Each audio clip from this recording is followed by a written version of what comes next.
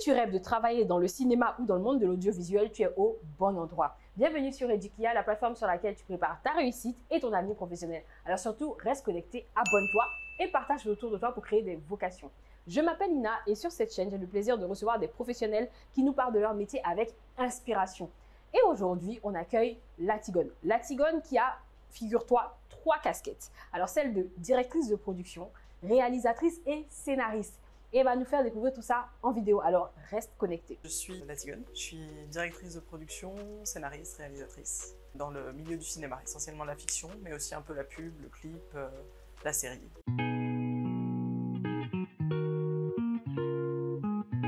Quand on fait un film, on part d'une idée, d'un scénario qui a été écrit par un scénariste. Voilà. Il y a 2 cas, soit c'est un scénariste, un auteur qui vient spontanément avec une idée en tête, soit il y a une commande qui a été faite, c'est-à-dire un producteur qui sait qu'il a tel sujet qu'il a envie de traiter, donc il va s'adresser à quelqu'un pour l'écrire. Et dans tous les cas, à un moment, on arrive avec un objet audiovisuel, que ce soit une pub, un clip, une série, un film. Chacun a une raison d'être différent.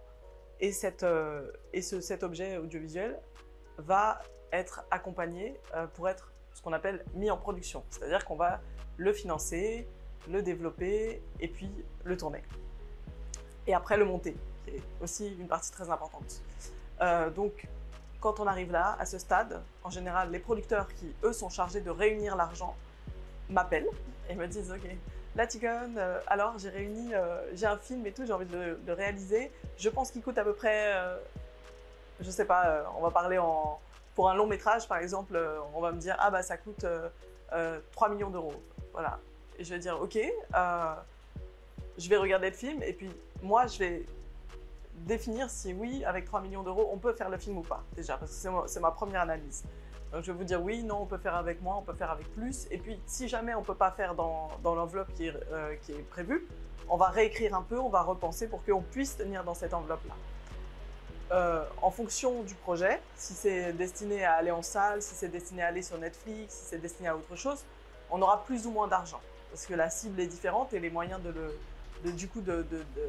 le financer vont être un peu différents. Il y a des films qui coûtent très peu cher, et puis il y a des films qui coûtent très cher, comme vous le savez. Dès qu'on rentre dans les questions des effets spéciaux et tout ça, ça devient une autre histoire.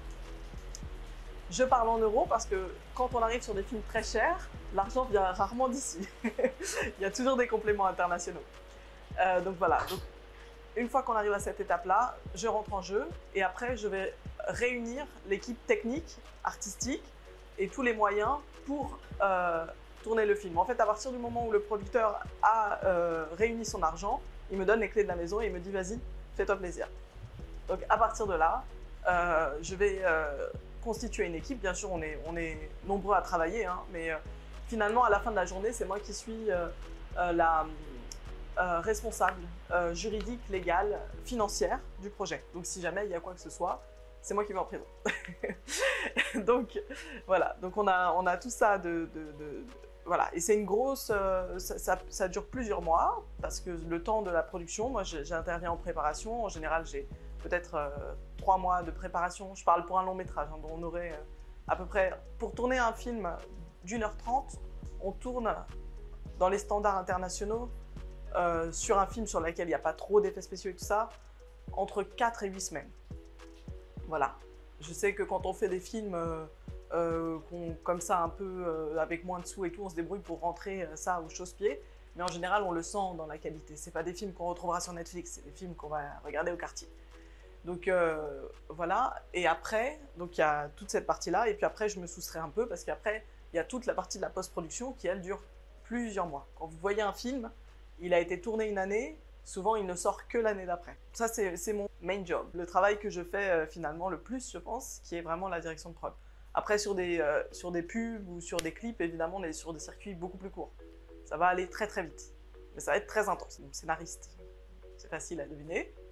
Qui est un travail qui, lui, pour le coup, est un travail de très longue haleine parce qu'écrire un scénario pour qu'il soit financé, je parle encore de financement internationaux parce que c'est plus mon truc, où on a quand même beaucoup d'argent.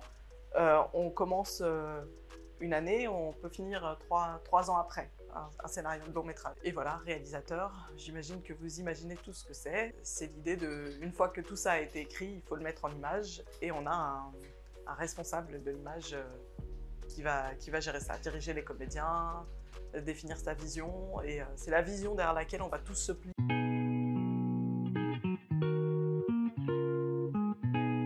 Il y a plusieurs circuits. Voilà, il y a le cinéma et l'audiovisuel. Ce qu'on appelle, on a tendance à appeler audiovisuel, c'est tous les formats qui existent qui sont un peu annexes. Le cinéma, on rentre dans un objet d'art qui est plus, voilà, et qui est censé sortir en salle. Maintenant, c'est un peu plus flou parce qu'avec les plateformes, il y a des films, des vrais films qui sortent directement en plateforme. Mais bon, le cinéma, c'est quand même fait à la base pour être vu sur grand écran. Pour trouver l'argent, en fait, il y a tout un tas de circuits. En Afrique, on galère un peu. Pour vous expliquer, par exemple, rapidement le système américain et le système français, aux États-Unis, ils ont des studios, essentiellement. Donc, ils ont des grosses structures qui ont plein d'argent et qui, comme ils fonctionnent tout dans le privé, où ils ont très peu de public, ils investissent dans des projets, ils récupèrent leur argent à la fin, ils en récupèrent 2 fois plus, donc ça leur permet de réinvestir dans d'autres projets, et puis ils espèrent faire de l'argent. Ce qui fait qu'on dit souvent que le cinéma américain c'est moins un cinéma artistique, parce que comme ils fonctionnent sur un principe de rentabilité, ils ont intérêt à récupérer ce qu'ils ont investi, parce que sinon ils perdent de l'argent. C'est un peu sur ce modèle-là que le cinéma nigérian et le cinéma sud-africain ils se sont basés aussi. Donc ça c'est, voilà, ou même on parle, parce qu'en fait on pense toujours que Hollywood c'est la première maison de fabrication des films. En fait la première industrie c'est Bollywood, c'est des Indiens. Les deuxièmes c'est Nollywood, et donc les Nigérians. Et la troisième, Hollywood arrive seulement en 3e position. La différence c'est que ça, on considère la taille de l'industrie au nombre de films qui sortent par an. Et en vrai, en termes de moyens, évidemment Hollywood reste devant parce que on fait énormément de films au Nigeria et en Inde, mais il y en a plein qui sont faits avec très peu de moyens et qui sont destinés à vivoter un peu et puis à pas rester dans l'histoire. Donc nous, on est un peu, donc en Afrique, on est un peu entre ce système-là qui est un système purement privé, voilà, où chacun va investir un peu de sous, mais le problème c'est que nous, on a très peu de salles de cinéma. Donc on ne peut pas récupérer avec ce qu'on appelle toujours le box-office. Le box-office définit combien de gens vont récupérer de l'argent. Et nous, en tant qu'Africains, en tout cas en Afrique francophone, c'est assez compliqué. Bon, je ne vais pas vous dire combien il y a de salles en Côte d'Ivoire, vous le savez. Là, on en a quelques-unes qui vont s'ouvrir, mais il n'y a pas énormément de gens qui vont au cinéma. Et il y a eu, avant, en Côte d'Ivoire, une très grande culture du cinéma. Avant la crise de 2011 et tout, il y avait une centaine de salles qui étaient ouvertes. Il y avait des salles informelles et tout ça, mais on pouvait payer même dans son quartier pour aller regarder des films. Ça permettait de les financer et ça permettait aux gens d'investir et d'avoir, voilà. Aujourd'hui, c'est beaucoup plus compliqué. Ce qui fait que, je vais arriver à la deuxième chose, on reste un peu colonisé.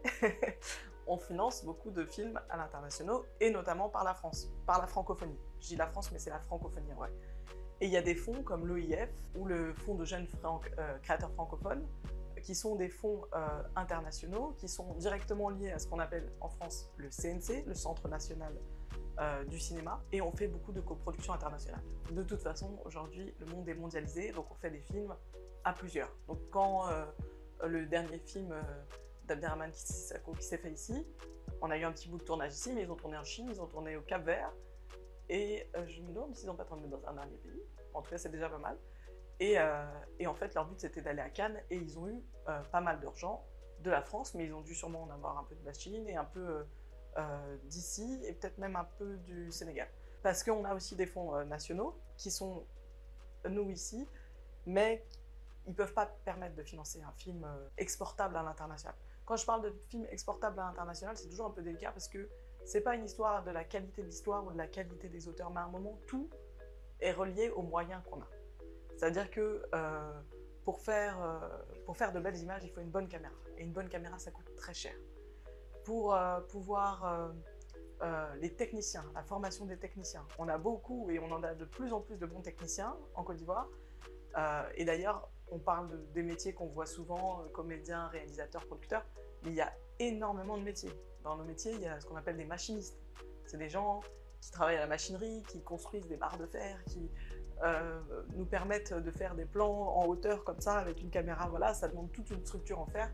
Voilà, un machiniste, c'est essentiel sur un tournage. Et on n'en a que quelques-uns des bons.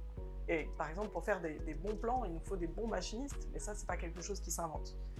Et d'ailleurs, on manque un peu d'écoles de cinéma ici. On en a des bonnes. La plupart des techniciens qui ont été vraiment bien solidement formés ici, avec qui je travaille, ils ont été formés au Burkina, au Maroc, au Sénégal ou en France, pour la plupart. Donc il y a du travail. On a tout un tas de sous-groupes de métiers, parce qu'on fait des métiers qui fonctionnent sur des missions. Sauf pour les gens qui sont annualisés, parce que, bon, je vais donner l'exemple d'Alex Ogou, qui a un certain nombre de séries avec Canal+, qui se tournent toute l'année. Dans ce cas-là, ils peuvent se permettre de dire, ou On est ensemble, qui produit pas mal de contenu aussi pour Canal+, TV5 Monde, ils peuvent se permettre pour toute l'année de prendre des gens toute l'année, en fait, qui vont travailler sur tous les projets qui se font. Et encore, je ne suis pas sûre que les personnes soient vraiment officiellement annualisées. C'est-à-dire que nous, on travaille sur des missions. On est là pour un projet. Il y a des tournages qui durent 3 jours, il y en a qui durent 3 mois. Et quand on a fini, on va se retrouver avec un petit moment comme ça d'incertitude. Et puis on va enchaîner avec un autre projet. Et ça va être comme ça. Et d'ailleurs, ça fait partie des complexités de nos métiers parce que quand il n'y a pas de travail, il n'y a pas d'argent. Donc quand c'est ça, c'est bien d'avoir un petit side job ou d'avoir voilà, des petites choses de côté pour être sûr de pouvoir être secure par rapport à ça. Et il y a plein de sous-métiers. Il y a les métiers, ce qu'on appelle chez nous le HMC, c'est-à-dire habillage, maquillage, coiffure. Donc on a tous les gens, les costumiers et tout ça et on se dit ah c'est trop cool, on est styliste. Non, non, non. On nettoie des vêtements tous les jours, on les repasse, on essaye, on passe énormément de temps. Ça fait partie des gens qui travaillent le plus sur un plateau. Parce que eux, ils ont le travail de la journée pendant la journée de tournage, et puis ils ont le travail la nuit pour s'assurer que le lendemain ce soit prêt. Si jamais quelqu'un a porté sa chemise toute la journée, le lendemain il s'attend à ce que sa chemise elle soit propre. Donc c'est tout un truc. Et en plus de ça, il faut qu'elle soit raccord, parce qu'on ne tourne pas dans la continuité. Donc le jour où j'ai porté ma petite veste verte et qu'on va tourner le raccord une semaine après, il faut être sûr que les comédiens aient les mêmes vêtements que le jour où on les a laissés. C'est comme ça que des fois dans les films on dit « Ah là, il y a un faux raccord, sa coiffure elle n'était pas comme ça ». C'est ça. C'est pareil avec les vêtements. Bon, maquillage, coiffure, voilà, c'est pareil. Les coiffures, des fois dans les films on se dit « Ouais, super, on va inventer plein de belles coiffures et puis à chaque séquence elle aura une coiffure différente ». Oui, sauf qu'avec les problèmes de raccord, ça se trouve, si vous changez sa coiffure, entre midi et midi 45, il faudra qu'elle ait changé de coiffure. Et ça, c'est pas toujours évident. Donc des fois, ça nous fait faire des simplicités, et puis pendant toute une saison, la fille, elle a la même raie sur le côté. Bah oui, parce qu'en fait, quand on tourne plusieurs séquences d'affilée, on n'a pas envie de se demander de quel côté il faut refaire sa raie entre chaque séquence. D'un tournage qu'on a fait, c'était pour la série MTV Sugar, où on tournait avec France Manti, et qui tournait Cacao en même temps. J'imagine que vous avez peut-être vu une des 2 séries. Et des fois, nos emplois du temps se chevauchaient, et on lui avait fait une super coiffure, où on avait des nattes comme ça qui remontaient et qui faisaient tout un truc. Sauf que le problème, c'est que de l'autre côté, elle avait les cheveux lâchés. Donc, des fois, elle se faisait dénatter le soir et renatter le lendemain soir. Et ben, je vous dis qu'une fois qu'elle l'a fait 2 fois, après, on a dit non, non, non, perruque. On a fini avec ça.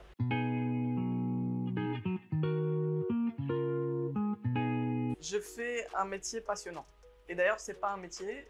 Comme je dis souvent, quand on épouse le cinéma ou les choses comme ça, c'est un mode de vie qu'on accepte. C'est-à-dire qu'on est un peu hors de la société, des fois même on plane un peu, on est à la fois très dans la réalité, on travaille énormément, et en même temps, on est des rythmes, il n'y a pas 2 jours qui se ressemblent, je voyage beaucoup, bon ça c'est moi, mais c'est le cas de beaucoup de techniciens, où même quand on ne voyage pas forcément dans la distance, on peut tourner dans un maquis un jour, tourner dans une église le lendemain, rencontrer des personnes à chaque fois différentes, des espaces différents, on est toujours en train de chercher des décors qui sont beaux, donc ça nous fait aussi vivre des expériences et des rencontres qui sont assez exceptionnelles.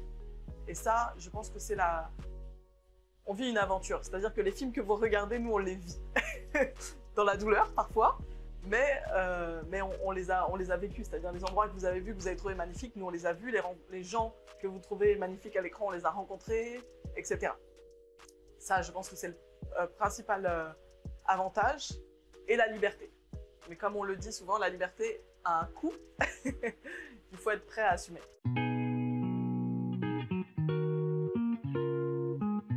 Le premier inconvénient, c'est l'incertitude. C'est-à-dire que c'est un métier dans lequel il faut avoir les reins solides et il faut être conscient. Si les gens ont besoin d'avoir une espèce mode de vie rangé, avec des horaires fixes, qu'ils veulent être le samedi matin à l'église, faire leur repas à leur mari à 18 h, il ne faut pas faire ce métier. Voilà, on n'est pas dedans. On n'a pas d'horaire, on ne sait pas où on va tourner dans une semaine, on va peut-être être amené à changer de ville, changer de pays.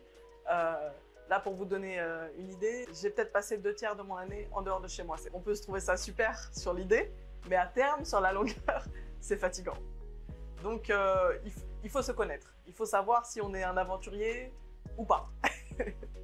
Voilà, si vous êtes des aventuriers, super.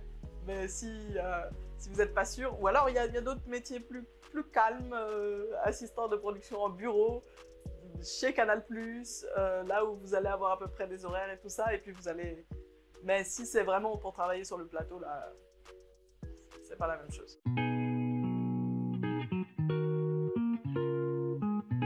Moi, j'ai un parcours un peu particulier parce que je ne connaissais rien au cinéma et puis c'était pas quelque chose qui m'intéressait. J'ai grandi en région parisienne, j'avais ce truc-là, je savais que j'allais voyager. Moi, je suis métisse, donc je savais qu'il fallait que d'une façon, j'allais sûrement revenir en Afrique et tout ça, mais je savais pas encore où, comment.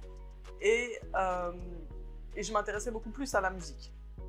J'ai commencé un petit peu à en faire et puis à réaliser des clips de rap. Et puis un jour, on m'a dit, on m'a demandé une petite mission de faire des photocopies, tout ça. Je devais avoir une vingtaine d'années. J'ai dit OK. Je suis rentrée et puis je suis tombée dans un univers complètement différent que je ne connaissais pas. Il se passait des choses super différentes. Un jour, on me demandait d'aller accompagner quelqu'un à enregistrer de la guitare en studio pour faire la musique du film. Et puis le lendemain, on me demandait d'aller écrire des contrats interminables. Et puis le surlendemain, on était sur un plateau de tournage en train de porter des trucs. Et puis, donc, je voyais juste des choses différentes chaque jour. Donc j'étais juste, voilà. Et puis, j'ai pas eu le temps de me poser la question. 10 ans étaient passés. Finalement, j'avais un peu, comme j'étais très curieuse, j'ai un peu pris le temps j'ai fait un peu de montage, j'ai écrit, j'ai fait de la prod. Bon, l'administration, j'en ai fait par la force des choses, mais c'était pas mon truc. Mais j'ai voulu faire un peu de déco, j'ai passé du temps. Enfin, je me suis posée un peu sur tous les postes parce que moi, c'était mon truc. Et je pense que c'est ça qui m'a amené à faire la direction de production. Parce que comme j'avais fait un peu le tour, après, pour manager les équipes et bien comprendre ce dont chacun avait besoin, j'avais une vision d'ensemble qui était assez claire en fait.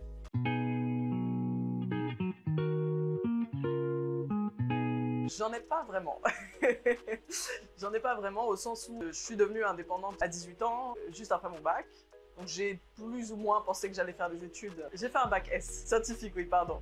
J'ai fait des sciences. J'étais pas très bonne à l'école, mais j'avais déjà un sale caractère. Donc quand on m'a expliqué que je n'allais pas pouvoir faire un bac scientifique parce que j'avais peut-être pas le niveau, j'ai décidé que c'est ça que j'allais faire. Donc je suis allée, j'ai eu péniblement mon bac scientifique, mais j'étais sortie fière de moi. Et après ça, j'ai pensé peut-être faire des études, mais comme j'étais autonome, il fallait que tout de suite que je prenne un petit job. J'ai commencé à faire des enquêtes téléphoniques. Alors les enquêtes téléphoniques, pour ceux qui ont eu ça là, bonjour, je m'appelle Dominique Leroy, je vous appelle dans le cadre d'une mesure de satisfaction. Voilà, toutes ces choses-là, j'ai fait ça pendant 4 ans. Je pense que c'est ma meilleure formation. J'ai appris à manager des gens au téléphone pour les adoucir, pour les calmer, Donc en fait, j'ai appris la diplomatie au téléphone. Et ça, c'était très formateur. Mais en dehors de ça, je vivais ma petite vie artistique, ma musique, mes amis et tout ça, et puis mes clips de rap. Et c'est ça en fait qui m'a emmené au cinéma. Et dès que j'ai senti que j'ai pu vivre de ça, ça m'a pris quoi. Maintenant, je pense que faire des études c'est toujours intéressant, mais ça n'enlèvera jamais ce que le terrain va apporter. Donc pour moi c'est complémentaire. Et d'ailleurs je dis que j'ai pas fait des études, c'est pas tout à fait vrai parce que dès que j'ai eu l'occasion par la suite de me former, j'ai fait des petites formations. J'ai fait plusieurs formations de scénario, j'en ai fait un petit peu d'admin. Juste des choses pour se mettre à niveau parce que quand on passe les étapes, il faut qu'on puisse à un moment se professionnaliser. Donc ça, c'est important. Maintenant, c'est pas forcément ça qui va définir dans nos métiers la trajectoire qu'on va faire. Ça, c'est plutôt de trouver quelqu'un, un mentor ou quoi, qui peut nous prendre et puis nous faire jobber. Et puis, c'est notre propre curiosité, notre propre détermination qui va nous permettre d'apprendre. Mais c'est important aussi la théorie. Et comme je le disais ici, il n'y a pas énormément d'écoles, mais par exemple, un chef-op, par exemple, ça ne s'improvise pas. Un chef-op, un chef-opérateur, un directeur de la photographie, c'est la personne qui est responsable de la lumière et de l'image. C'est pas toujours lui qui tient la caméra, mais par contre, c'est lui qui positionne la pièce et qui dit « Ok, on met une petite lampe ici, on fait ça comme ça et tout », et puis à la fin, la photo est belle. Et ben ça, c'est un métier très technique. Et ça, c'est impossible de l'apprendre sur le tas. Il y a un moment où on est obligé de se confronter à la théorie parce que, ne serait-ce que pour avoir accès aux caméras, pour pouvoir les toucher, voilà, il faut que quelqu'un nous y initie. Et d'ailleurs, juste pour info, hein, le chef-op, c'est une des personnes les mieux payées sur le plateau. C'est un des travails les plus reconnus en fait. Donc, quand vous voulez devenir réal ou comédien, là, réfléchissez. Chef déco, donc le chef décorateur, le chef opérateur, en fait tous les chefs de poste, mais je vous ai parlé des machinaux, mais il y a aussi les électriciens qui sont responsables de la lumière. Quand on met en place un set, il y a plein de lumière, on a un camion énorme avec plein de lumière. Tout ça là, c'est toute une équipe qui est super importante sur un plateau. Le son, le chef opérateur son, qui est souvent négligé, mais on dit c'est 50% image, 50% son. Si vous regardez un film sans le son, il n'y a rien. C'est des métiers qui sont peut-être pas reconnus comme ça du grand public, mais qui sont très valorisés et en général assez bien payés. Donc il ne faut pas les négliger.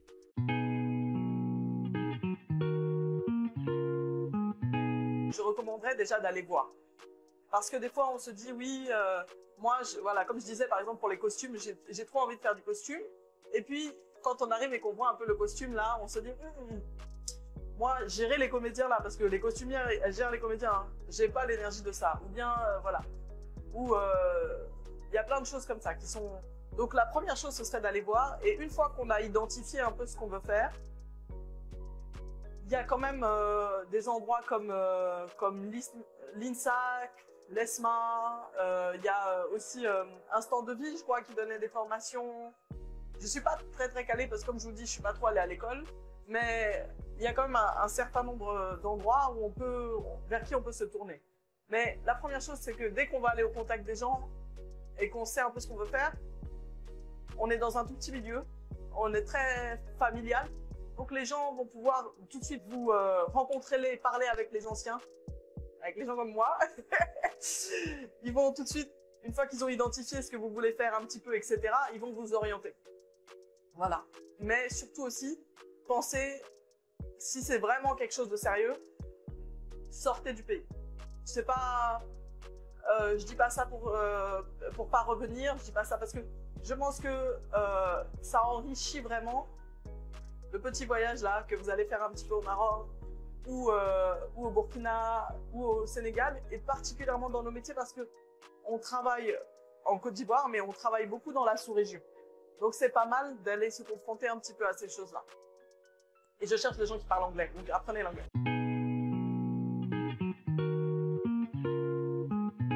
Souvent, ils ont l'idée déjà qu'on fait des métiers cool et faciles. Je vais vous dire un métier que j'aurais jamais pu faire, c'est le métier de comédien. C'est terrible comme métier. J'ai beaucoup d'admiration pour les gens qui font ça, parce que en fait, c'est un métier où on nous demande toute la journée de répéter des actions, de faire des choses qui ne nous ressemblent pas toujours. Dès qu'on est un peu fatigué, ça se voit, c'est un stress, et on est toujours... Le fait qu'on travaille, en fait, il y a beaucoup de comédiens qui sont perpétuellement dans la recherche de la séduction. Ils sont tout le temps en train de séduire les gens parce que, en fait, s'ils ont l'air cool ou sympa ou beau, c'est ça qui va faire qu'on va leur donner du travail. Je peux vous promettre que dépendre de ça pour vivre, c'est difficile. On a pris 3 kilos, ça devient un problème. Vraiment, c'est quelque chose où on passe notre vie voilà, à être... Voilà. Et des fois, on ne sait même plus si les gens nous aiment pour ce qu'on est, ou pour ce qu'on représente, ou si c'est sincère, ou si c'est pour du travail. Tout est mélangé. Donc, contrairement à l'idée qu'on se fait, par exemple, le métier de comédien, c'est un métier qui est difficile.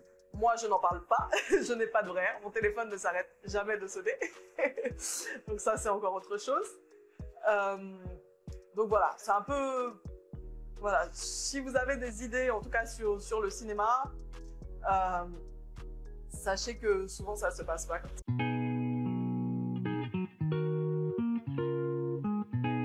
Excel. Mon ordinateur. Mon ordinateur et mon téléphone. Moi, ça, c'est moi, personnellement. Ça, c'est quelque chose qu'il ne faut pas négliger. Et ça, c'est à beaucoup de postes.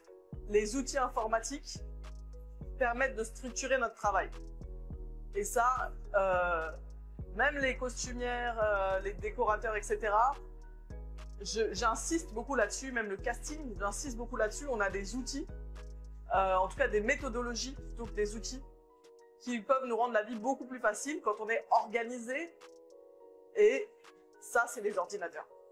Voilà. Et souvent, les gens le négligent, mais quand on va arriver à un certain niveau, il y a des choses qui sont plus simples. Voilà. Je sais pas, je ne veux pas vous donner un exemple comme ça, mais par exemple, on a ce qu'on appelle un dépouillement. C'est un tableau Excel. On se dit pas que la costumière va travailler avec Excel, mais en fait, si elle n'a pas son dépouillement, pour aller rechercher quelle tenue elle est censée mettre à quel comédien, à quelle date, etc., elle a besoin d'un dépouillement carré et clair. Sinon, il va y avoir des erreurs. Un métier dont je vais parler aussi, c'est le métier de script, qui nous permet que toute la continuité soit respectée, que les gens aient les bonnes tenues, que les gens aient les bonnes coiffures, que quand on se souvienne qu'il a fermé la porte la dernière fois et pas ouvert pour pas qu'on ait le faux raccord, etc. C'est un métier aussi qui nous manque. Voilà. N'hésitez pas.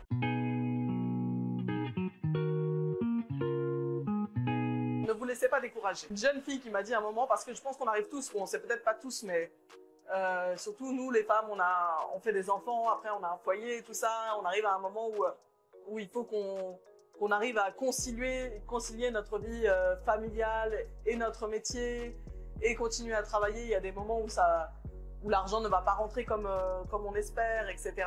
À un moment, c'est nous qui montons notre propre montagne. Si vous laissez vos parents parler, si vous laissez la tante vous expliquer qu'un tel pensait que votre métier là c'est de la prostitution, l'autre qui pense que si, ça. Je donne un exemple à moi, mon grand-père, pas plus tard que l'année dernière, il m'a demandé, mais en fait, à quel moment tu vas commencer à travailler? Tu fais, papy, je fais signer des contrats d'embauche à 70 personnes, là, pas plus tard que la semaine dernière. Je suis directrice en fait, je suis déjà une boss. Mais lui, il comprend pas mon métier. Donc, jusqu'à maintenant, ça fait plus de 10 ans qu'on est encore en train, régulièrement, une fois par an, de se dire « Ah, mais à quel moment ?» Il dit « Non, c'est pas un petit truc en fait, c'est sérieux, hein. Tu sais, si tu vas au cinéma... Hein. » Et puis, il a vraiment compris. Le jour où il est parti au cinéma, et puis à la fin, le générique, il a vu mon nom. « Ça, c'est ma fille, hein ?» J'ai dit « Oui, c'est ta fille. » Faites-vous confiance, parce que si vraiment vous êtes déterminé dans ça, on va peut-être pas vous soutenir au début, mais quand vous allez arriver à un certain point, c'est là qu'on va reconnaître. C'est comme tous les métiers un peu novateurs pour les gens qui ne sont pas dedans. Les parents, ils vont pas... Les parents, la famille, les amis, tout ça, ils peuvent peut-être vous décourager. Peut-être qu'il ne faut pas aussi mettre tous vos yeux dans le même panier. Hein. Peut-être que vous allez garder peut-être un petit boulot à côté et tout ça, pas trop compter dessus au début. Mais si vous êtes sûr que c'est là que vous allez et que c'est là que vous voulez aller, si vous fournissez les efforts nécessaires et que vous vous formez, et ça passe par la formation, mais ça passe par aller chercher... J'ai pas parlé de ça tout à l'heure, il y a beaucoup d'informations en ligne. Vous pouvez regarder des tutos sur YouTube, vous pouvez aller prendre des livres, il y a des livres qui s'achètent, etc. Il y a des façons de se former aussi, alternatives, dont on parle jamais. Mais nous, on est beaucoup des autodidactes. Quand on a un plan en tête, on se dit ah, comment on va faire, on cherche comment on va le faire, on va aller chercher sur YouTube, sur truc, on va trouver. Donc, c'est comme ça qu'on imite et qu'on crée. Donc voilà, restez focus sur vos objectifs et après, le travail paie. Sont créatifs. C'est-à-dire qu'à un moment, quand on est chef décorateur, on est considéré comme un technicien, pas comme un artiste, comme un technicien, mais c'est un artiste. Moi, je suis au poste le plus pragmatique, financier qu'on peut s'imaginer, qui est le moins créatif, mais je fais des choix créatifs tous les jours. Et c'est la vision artistique, c'est moi qui en suis aussi responsable. Donc du coup, je n'ai pas ce dilemme-là. Je pense que quand rentrer dans nos secteurs-là, c'est déjà être créatif. Après, c'est sûr que si on va s'enfermer derrière au truc de compta, c'est peut-être pas le meilleur endroit si on sait qu'on est créatif.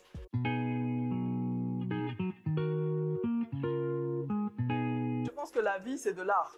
Celui qui n'a pas d'art dans sa vie, il n'est pas en vie. Je pense que soit celui qui aime dessiner, peu importe ce qu'il va faire dans sa vie, il va dessiner. Maintenant, il y a quand même une chose. Moi, je sais que par exemple, mon grand truc, c'était d'écrire. C'était ma chose. J'avais besoin d'écrire. Et quand je parle, et pour moi, être créatif, c'est ça. C'est pas seulement avoir envie, c'est avoir besoin. Mais j'ai fait un choix très clair parce que quand on m'a dit, je faisais du slam et tout ça, on m'a dit, ouais, sors des albums et tout ça, c'était la mode à l'époque. C'était le moment où ça démarrait, Grand Corps Malade, tout ça, c'était des gens que je fréquentais et tout ça. Mais moi, je me suis dit, oulala, je veux pas vivre de ça pour une raison très claire, c'est que si je vis de ça, ça veut dire que c'est ça qui va tuer ma créativité. C'est-à-dire que moi, je vais dépendre financièrement de ma créativité. Donc, j'encouragerais plus à trouver l'endroit où on est suffisamment à l'aise pour pouvoir être créatif, mais en même temps, un travail, c'est un travail. Et si on te demande, je ne sais pas, si tu aimes dessiner, mais qu'on te demande de dessiner des vélos pour être styliste de vélo de 7h du matin jusqu'à 22h le soir, c'est peut-être pas le truc le plus créatif. Donc, il faut trouver l'endroit où tu... De toute façon, il faut conserver sa créativité. Mais c'est peut-être pas ça. Voilà. Et pourquoi je dis ça? Parce que à la fin de la journée, si ton truc c'est de dessiner, tu vas dessiner et ça va s'exprimer. Il y a des gens, ils deviennent banquiers et puis le week-end, ils font des événements où et tu te dis, mais attends, mais à quel moment tu as fait tous ces tableaux? Dis non, moi c'est mon truc. Moi le soir, je rentre, j'ai besoin de dessiner, voilà. Et puis 5 ans, 10 ans après, finalement, ils vivent en vendant leurs tableaux. Mais si c'est vraiment quelque chose qui t'anime, ça va pas se perdre. Donc ça sert à rien d'aller à l'encontre des choses. Par contre, il faut que tu te formes de façon à avoir une complémentarité, à avoir quelque chose de suffisamment technique pour que tu ne sois pas frustré et tu ne sois pas complètement dépendant de ton art.